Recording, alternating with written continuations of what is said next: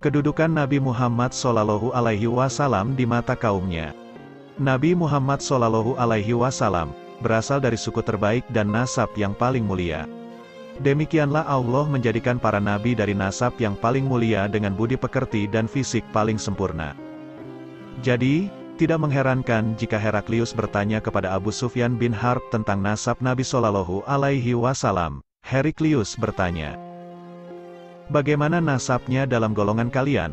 Abu Sufyan pun menjawab, "Dia berasal dari keluarga terpandang dan memiliki nasab yang terpandang di kalangan kami." Ia lalu berkata kepada Abu Sufyan, "Engkau bilang dia berasal dari keluarga terpandang dan memiliki nasab yang baik, begitulah para rasul diutus dari nasab yang terbaik di kalangan kaumnya." Abu Hurairah meriwayatkan bahwasanya Rasulullah bersabda, "Aku diutus dari sebaik-baik zamannya anak Adam, dari abad ke abad sampai abad yang aku berada di dalamnya." Hadis riwayat Bukhari. Wasilah bin Al-Aqsa meriwayatkan bahwasanya Nabi SAW bersabda, "Sesungguhnya Allah Subhanahu wa Ta'ala telah memilih dari keturunan Ibrahim, yaitu Ismail. Dia juga telah memilih dari keturunan Ismail, yaitu Kinanah. Dia juga telah memilih dari keturunan Kinanah, yaitu Quraisy. Dia juga telah memilih dari Quraisy, yaitu Bani Hashim, dan dia memilihku dari Bani Hashim." Hadis riwayat Muslim. Ummu Hani Juta telah meriwayatkan secara marfu, riwayatnya bersambung sampai Rasulullah, tentang keutamaan suku Quraisy bahwasanya Rasulullah bersabda, "Allah telah memberi keutamaan suku Quraisy dengan 7 perkara, yaitu Allah memberi keutamaan mereka dengan menyembahnya selama 20 tahun, padahal tidak ada yang menyembahnya selain mereka.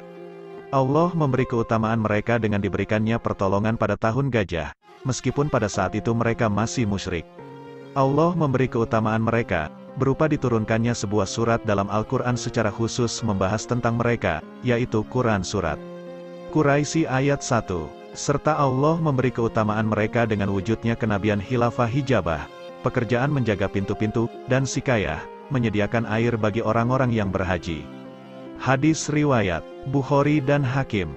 Asyab bin Qais meriwayatkan seraya berkata, "Aku mendatangi Rasulullah dalam sebuah rombongan. Tidak ada yang melihatku, kecuali orang yang paling utama di antara mereka. Lalu aku pun berkata, 'Wahai Rasulullah, bukankah engkau berasal dari golongan kami?' Beliau bersabda, 'Kita adalah keturunan Bani Ad-Nadir bin Kinanah, kita tidak mencelanya dan kita tidak mengingkari seorang pun yang berasal dari keturunannya.' Maka Asab pun berkata, 'Tidaklah aku didatangi seorang laki-laki yang mengingkari seseorang keturunan Quraisy dari Bani An-Nadir bin Kinanah, melainkan pasti aku hukum dengan hukuman cambuk.' Hadis riwayat Ibnu Majah, Bukhari, Ahmad. Abdul Muthalib bin Rabi'ah bin Al-Harits bin Abdul Muthalib meriwayatkan bahwasanya sekelompok orang dari kaum Ansar mendatangi Nabi SAW, seraya berkata, "Sesungguhnya kami mendengar salah seorang dari kaummu mengatakan bahwa perumpamaan Muhammad adalah bagaikan pohon kurma yang tumbuh di tempat sampah." Lalu, Rasulullah bersabda, "Wahai para manusia, siapakah aku?" Mereka menjawab, "Engkau utusan Allah." Beliau bersabda, "Aku adalah Muhammad bin Abdullah bin Abdul Muthalib. Aku belum pernah mendengar seseorang yang dinisbatkan seperti itu sebelumnya, melainkan Allah menciptakan makhluknya maka dia menjadikanku sebaik-baik makhluk. Kemudian dia menjadikan makhluknya dalam 2 golongan, dan aku dijadikan dari sebaik-baik golongan. Kemudian dia menjadikan suku dan aku dijadikan dari sebaik-baik suku. Kemudian dia menjadikan mereka berbangsa-bangsa dan aku dijadikan dari sebaik-baik bangsa. Aku adalah sebaik-baik kalian, jiwa maupun bangsa." Hadis riwayat Turmuzi dan Ahmad. Kulaib bin Wail berkata, "Salah seorang pengasuh Nabi SAW, Zainab binti Abu Salamah, telah bercerita kepadaku."